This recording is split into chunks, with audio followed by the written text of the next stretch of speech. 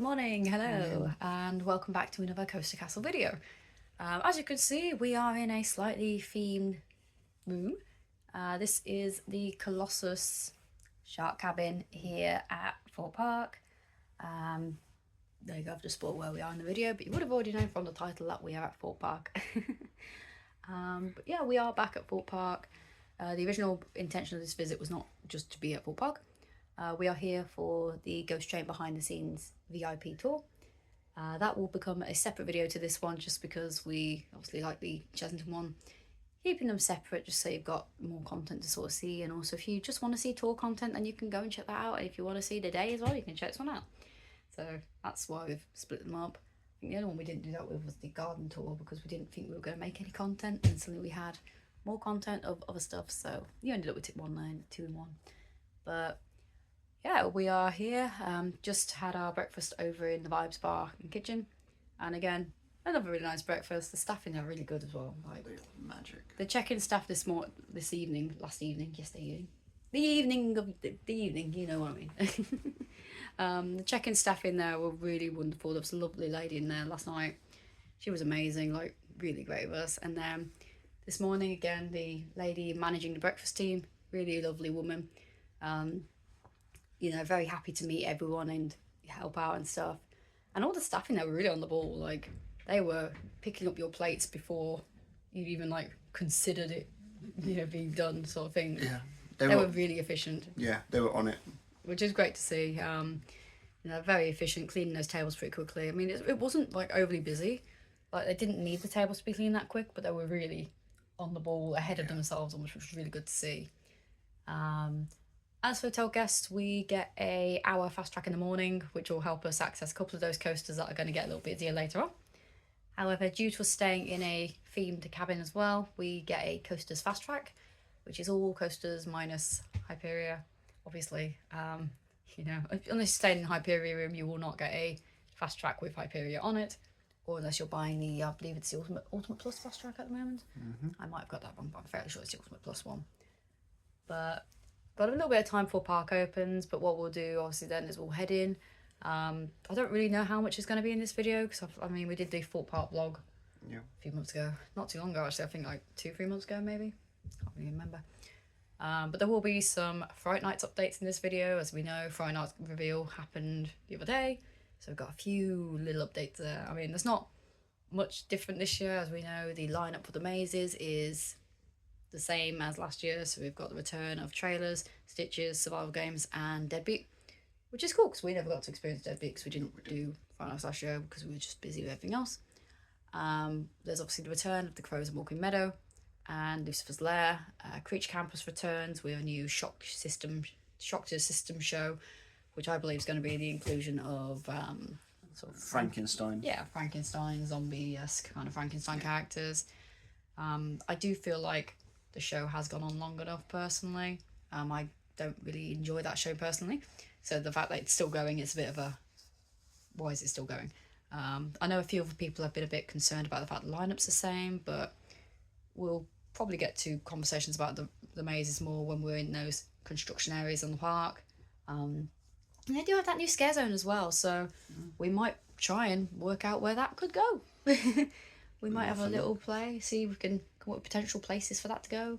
I mean, we've got the teaser image to go off and a bit of information, so I think I've got a few ideas as to where it could go, but we might get to that in the video as well. Do a bit of looking around, have a look at what's going on. Obviously, take a look at what Stealth is doing, because I think it's gone down again since we last saw it when we were here last. It opened, and now it's not open again. So I think there's a lot going on there, which we can go and have a look at. And then, of course, we've got our behind-the-scenes tour. That will make up a separate video, and hopefully you enjoy that because we're looking forward to that one too. But for now, we will get ready and see you on park. See ya. And the pre-queuing has begun. Thorpe Park have a bit of a holding section down here where you can pre-queue for rides in the morning instead of letting you go straight into the park before 10 o'clock. So as you can see, a few little queues building up in different areas, like little crowds. I think we might end up heading over towards Swarm first, just because we can get that one in the fast track and then work our way across the park to where all the other coasters are. I don't know why we do that, but that's just what we do. So that plan originally that we had failed. Swarm hasn't actually opened yet, so we opted to go for Flying Fish because it's closest. And we got a 4-lap special on there, so that was pretty cool. Was going to go Walking Dead, but again, not open yet. I feel like a few of the guys may be a little bit behind on their pre-opening checks this morning, I'm not too sure. So, going to head over towards Inferno instead, and yeah, let's get some more rides in. So we're currently in the hour early ride access for the hotel guests. Obviously excluding Hyperia. Hyperia is looking quite popular on over 45 minutes at the moment, so we'll head over there later on. But for now, let's do this one. Let's go to Inferno. See if we can break it again, because usually we have really bad luck with Inferno. So yeah, let's go give it a try and hope for the best.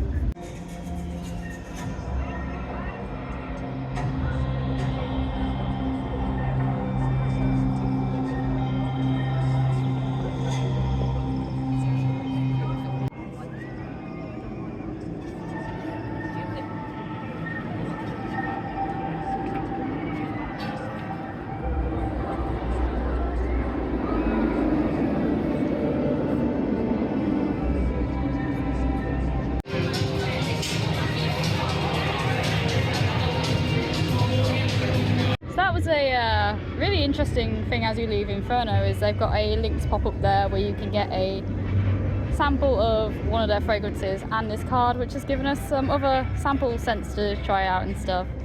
What did you say it was? Because you guessed the scent? I'm guessing it's some melon. Yeah? Yeah. Strong smell of melon in that. We both smell good now though, so that's good. But literally just after the photo point, that was interesting. I might have to go get some. But yeah, a lot of collaborations in the theme parks lately, so that's really cool to sort of see. A bit of a different one, very different, but good. So here's got Lynx. Towers has got Monster. They've got a golfer at the moment as well. Have they? They've got like a golf thing with JCB at the golfing. Oh, that's cool. And they're being sponsored by Fanta here for Fright Nights. Fright Nights, so that's even better. We do love a collaboration. We do. So, using the hour fast track that we've got a little bit of time left. We're going to focus on the ones that have got bigger queues at the moment, so that includes the likes of Thorpe. And we've just seen some of the other rides have reopened that hadn't opened yet, so got a few things there that we'll hit after this one. Anything but a back row on this big ride today. Back row was painful. Potentially last ride of our hour. So Colossus, seems to be our ride of choice to finish off the hour access. I've done it every time recently. I was going to say it was smoother, and then I hit one particular point in the ride and smacked my ear, and then it was not smoother. So it was smoother than last time, you know, better on row 5 was a lot nicer than that little back row. But yeah, smoother for you. Yeah. Did I just get unlucky whacking my ear? Well, no, I got the back of the head, but yeah, it was still a bit of a smacker. No matter with Colossus, it's still a good ride. Enjoyable, just you're gonna hurt your head. 10 loops of oh dear. Your washing machine bit that you mentioned to me was quite funny on the way back. Yeah. I know how my laundry feels in the washing machine. It's a bit of a headbanger, but now the park's open fully and our first sort of fast track has expired for the hotel, so yeah, let's see what we get up to and get some Fright Nights updates as well. First Fright Nights update, or not because it's not here yet. Stitches is making a comeback this season, and this obviously would be where Stitches is. At the moment it is not here, and we have a nice picnic area instead.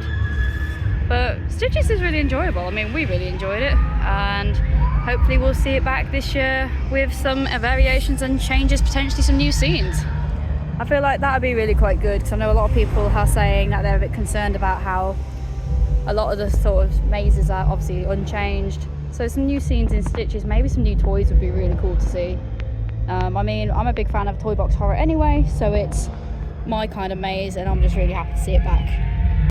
The Crows of Morecambe Meadow will be returning into their usual spot. Again, very much an open area at the moment with plenty of space and a cool fan area set up due to the UK heats and temperature increase. But at the moment we have a nice big open area, and it will return again. I know last year there was some sort of structure building that was built. I reckon we'll see that return, along with potentially some other changes as well. But again, a nice big area with plenty of space to work with, and a lot of potential. Obviously, assuming that it does come back to this spot this year, which I think it will, because it's pretty much solidified its place here. The crows as well being a very iconic part of Fright Nights at this point, so always good to see them back. As we now know, our original thoughts about Deadbeat returning for Fright Nights this year are correct. All the information is still set up, so I can actually show you some of the restrictions and information for this one, including the queue time board. That's really helpful. So all your different information there, your warnings about all the other entry requirements, obviously confirming that there are actors in there, and all the actor rules, item rules as well, and all the other useful things like that. And as well as that, we've also got your little sensory and accessibility information that you may need. Obviously, there is a wheelchair accessible maze, and what they do have just up here next to it is a ride access pass and step-free entrance. Just because I believe the actual main entrance does have some steps or uneven ground in there. So, got your main entrance there, which you can't really see anything on at the moment. But if we come all the way around here, past the access on this side, it is blocked off, but you can see little bits of the outside theming over there. If I just zoom it in, some of the posters and marketing that they've got around the building and on the sort of pre-show area as well. And then we've got a clip from the other side over by the Colossus queue line. This is one of those mazes that we never got to experience last year just because we didn't turn up to Fright Nights. And it's a bit of an interesting one. I think there's a lot of comparison between it and Bloodlust at Extreme Scream. So it will be interesting to see how this compares, and also to get our own experience, because it's a bit different experiencing a maze like this through a video than experiencing it yourself. So Deadbeat, we didn't get to experience it last time because we weren't here. You kind of know the premise of it based on what's it, marketing wise. Yep. Thank you, Colossus. What are your thoughts? Are you looking forward to trying it, or are you more doubtful? Or To be honest, give it a shot. If I don't like it, I won't try it again. If I like it, I'll hit it a few more. it kind of gives me at a glance from what we know a little bit of Extreme Scream Bloodlust. Yeah. Obviously, this one doesn't have the whole German vampire kind of theme, but it's still a nightclub sort of theme. So do you reckon they're going to be comparable or different completely? I think they're going to be completely two different beasts. I look forward to trying it. So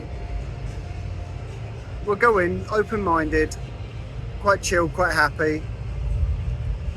Yeah. See what happens, and we'll let you know when we come back to review Fright Nights, hopefully later on this season. Over at the trailers site, we have had a few developments. The other week there were posters on the now showing board. They have been removed, but they've been removed for good reason. As you can see, the Super Spark cinema facade has now been refurbished. They've replaced the wood on the front and given it a fresh coat of paint, bringing the Super Spark Theatre back to life instead of having it looking more like a rotting away, closed down theatre. It will now have the fresh open cinema appearance, which really matches up with the inside, as you're greeted by a actual cinema lobby with popcorn and everything like that. So it's really good to sort of see it all set up like this. And yeah, I mean, I really enjoyed trailers last time we did it. There was some pretty good interactions in there with the cast.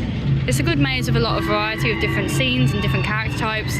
And we had a really good group in there last time who were quite funny as well. So looking forward to returning to Super Spark Cinema for trailers, and looking forward to seeing what's new, because last season they had some new scenes that we didn't see just because we again didn't come back. So I know there was Platform 15 and Creek Freak were added, and I believe this season they are teasing out some new ones as well. So looking forward to seeing what's changed in there, and really excited to get back in.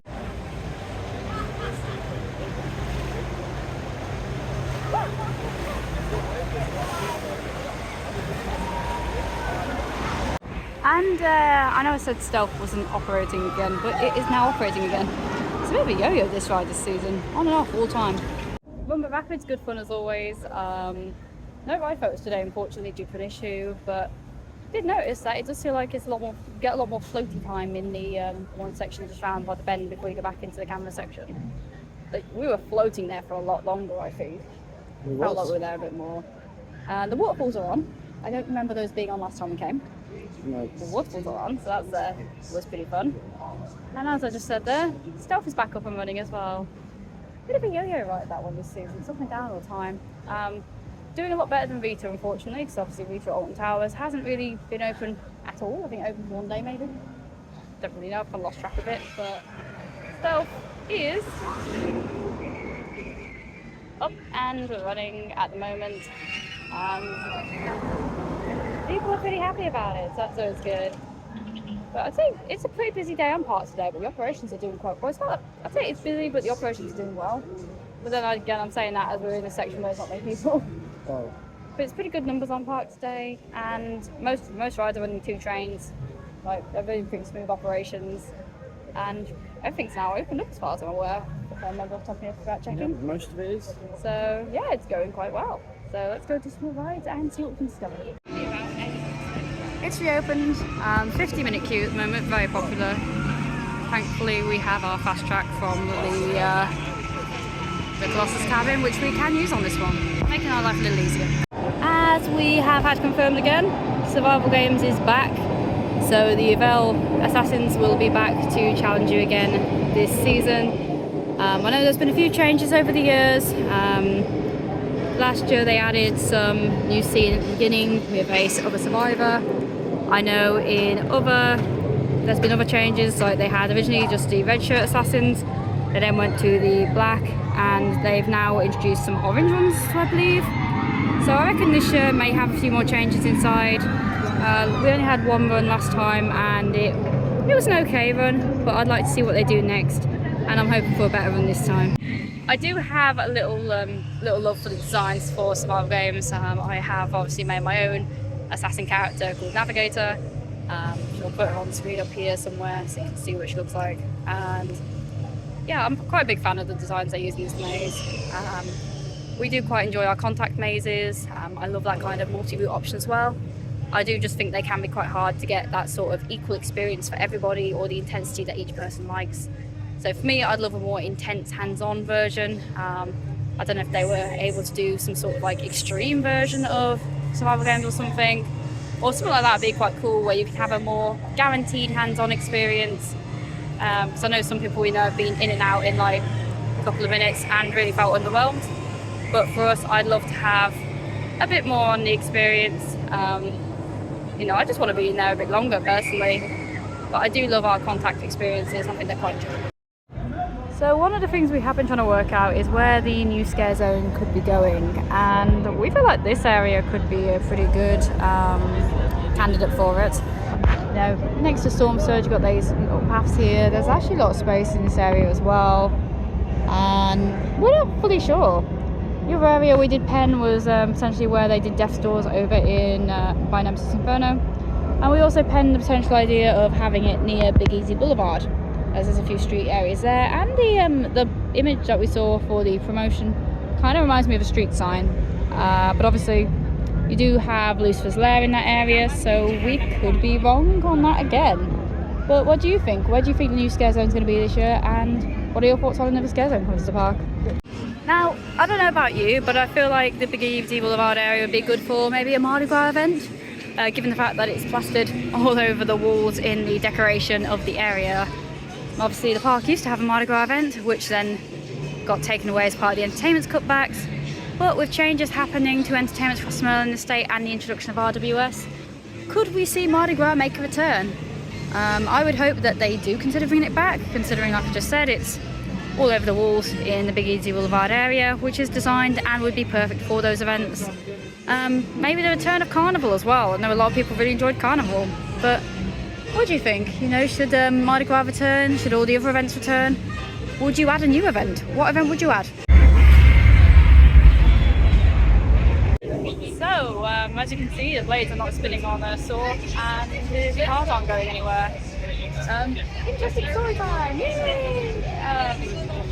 So, before we jump back on there, obviously using our fast tracks that we've got for the coaster fast track, and yeah, we got all the way through to the base of the lift hill, about to go up the vertical lift, and got stuck. I think we were there for maybe like 5 minutes, isn't it? 5 minutes, 5-10 minutes, give or take. So we've just been sort of sat at the base of the lift hill, admiring it, and as you can see, the blades still aren't going again, and they are sending around a few test cars again, just to get make sure it's all operational and back to normal. It was a very interesting experience. We did like half the ride, stopped, and then, you know, they did end up putting it back, continuing the ride for us, so we ended up completing the circuit. Then got stuck again for a little bit as it was to clear the station and get all the trains ready and send those test cars to get clear the block sections. But yeah, really interesting experience that one. It was really good. A little bit of fun. Probably say it adds to the suspense of the ride actually, because you know, you get past the first bit, you just sat there and you kind of calm back down, and then the adrenaline went back up again as you're going up the lift hill. So a bit of a different way to experience Thorpe. Not sure I'd recommend it, but definitely very different. So let's see what else is going on. We're debating going towards Hyperia, but it is looking on the busy side at the moment. It's been quite popular all day, so I might hit that one later on. But still plenty more things to do. And off goes Sam. Sam's going to go on stealth because I don't like launch coasters, and that is definitely not one for me. But off Sam goes, and he can have fun on that one without me. Bye!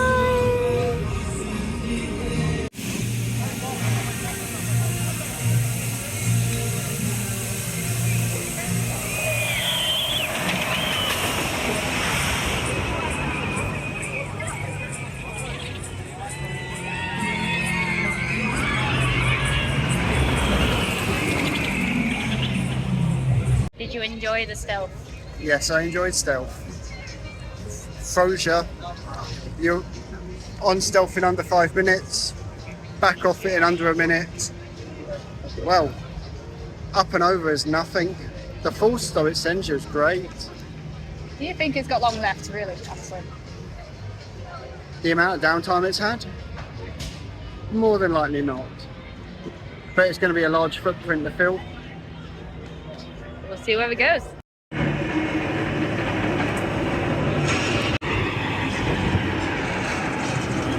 it's about 5 o'clock-ish now, I think. Yep. Just to give you an indication of how the queues go during the day, obviously a lot of the rides only want 30 to 45 minutes. Now a couple of them, all the queue times start to come down, apart from Hyperia, sitting happy at 60 minutes. But other coasters like Swarm, which earlier on was on 30-40 minutes, is now down to just 5 minutes. So I guess that's a general top tip, you know, if you're visiting one of these days where the park is open later, of course a few times do tend to reduce as the day goes on, especially on Sunday. Like Sundays tend to be a good day to visit theme parks in general, really. So all the towers does the same, doesn't it? It does, yes. So Sunday's always a good day to visit if you can only visit on a weekend, especially for Imperial Towers where we've managed to put that theory to the test essentially. But yeah, we're going to do some re-rides. As I mentioned, Hyperia is sitting on like 60 minutes. Not one that we've actually done today, but it's okay. We're not really here for Hyperia today. And we know that we can come back and ride any point in the future. So no fearless for us today, but we will get there at some point in the future again, I'm sure. But for now, let's go ride a few more rides. Last 2 hours of the day, fit a few more things in, and then yeah, we'll be ending this one and then being started with the behind the scenes tour videos again. So that'll be good fun, really looking forward to that.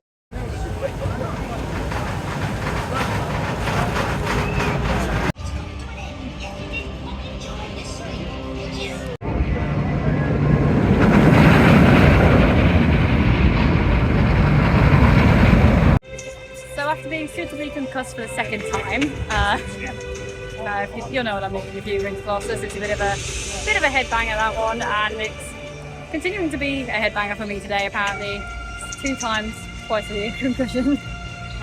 So after that, this might be a good place to end the video. We've got about half an hour till park closes, so we're just going to start getting ready for our VIP behind the scenes of Ghost Trains, which will be a completely separate video just to keep things nice and separate. But yeah, for now, thanks for joining us to this visit to Thorpe Park. It's a bit of a weird video, this one. I don't know if there's that much really going on in it, but we've done some filming here and there just to bring it along for today. But yeah, thank you so much for joining us. If you enjoyed this video, please consider dropping us a like, comment, and all the other good stuff like that. Thanks, boss. But for now, we'll be off on our way and we'll see you in the next one. Bye for now.